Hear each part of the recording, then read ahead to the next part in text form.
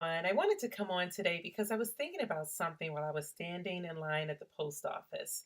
So, for the past couple of days here in Cleveland, it's been the mood, the energy, it had just been very heavy. That's the only word I could think of. It's just been heavy.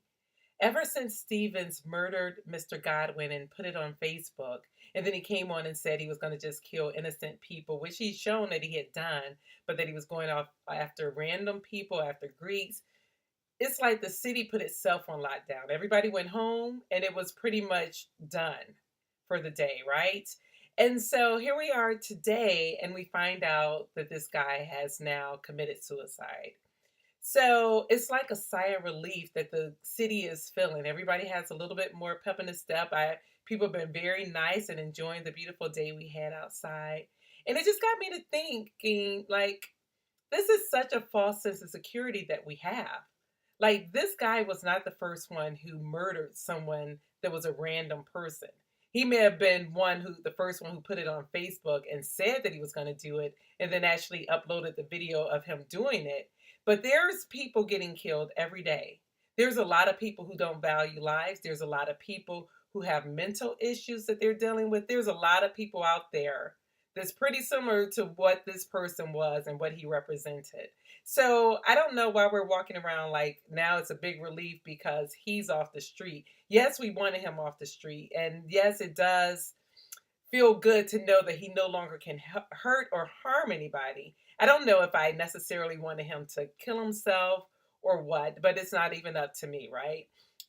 There's been some people who talking about how they can't forgive, and and I just want to remind people that forgiveness is not for the person who created the act, but forgiveness is for yourself so that you can move on and learn how to deal and handle the situation and move forward from it, right?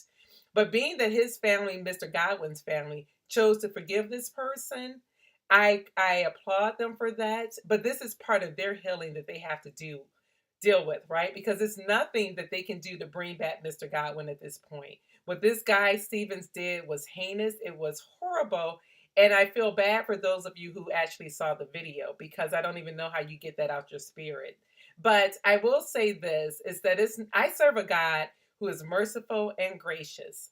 And so it's not up to me to harbor whatever feelings I want to have towards the guy who has now murdered himself. It's a waste of energy. You know, he has a mom, he has people who were affected by this who still needs our prayer. So let's not forget about those people. I mean, it was bad all the way around. Mr. Godwin's family, they're dealing with their loss.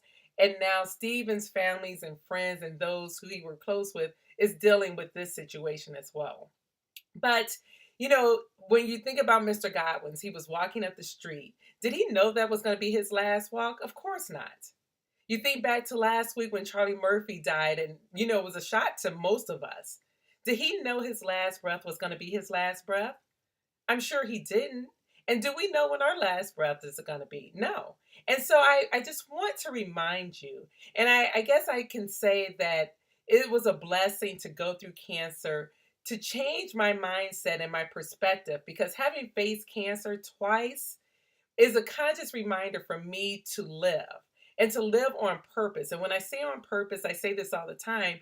I'm talking about being intentional with your life, like designing it the way you want it to be so that you can have the life that you want for this short moment, this short amount of time that we have here on earth.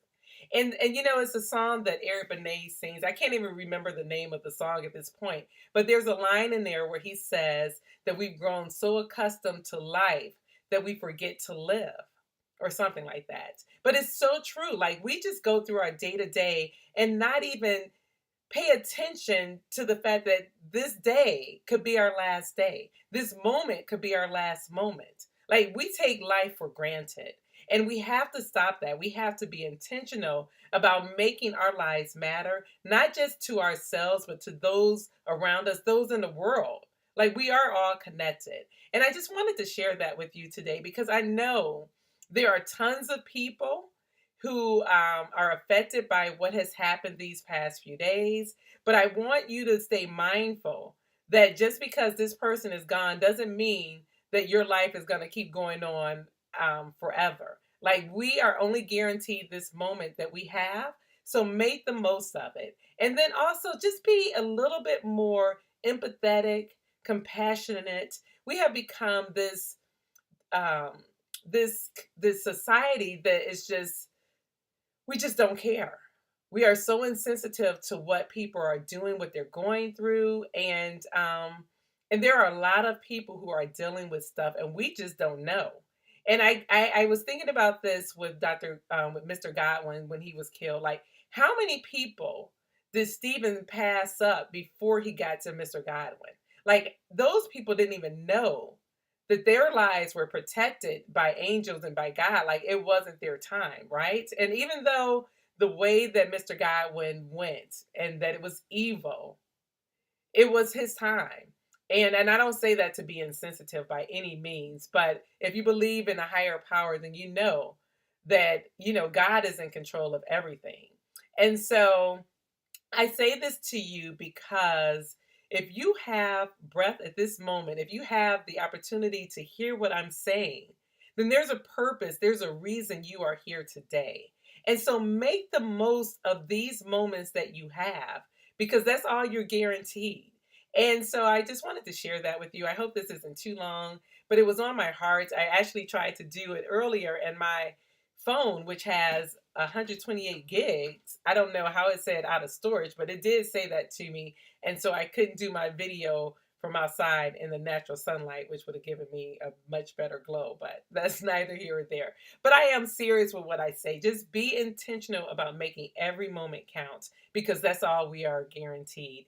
And use um, I mean, and I don't want to say this sounding insensitive either, but I do think that in everything that happens, there is something beautiful that comes out of it. And the way that this world was connected, that we all hurt for the Godwin family, the way we all, or some of us, came together and donated money, but the way we all prayed for that family.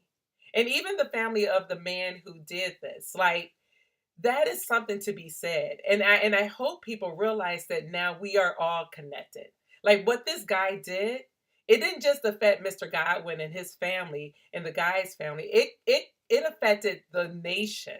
There were people all over the world who were crying because they were hurt because now it is obvious that we have people who are walking dead.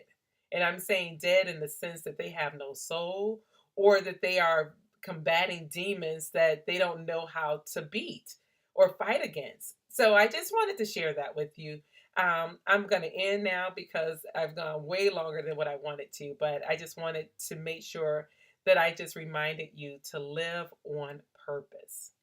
All righty. Love you all. Bye bye.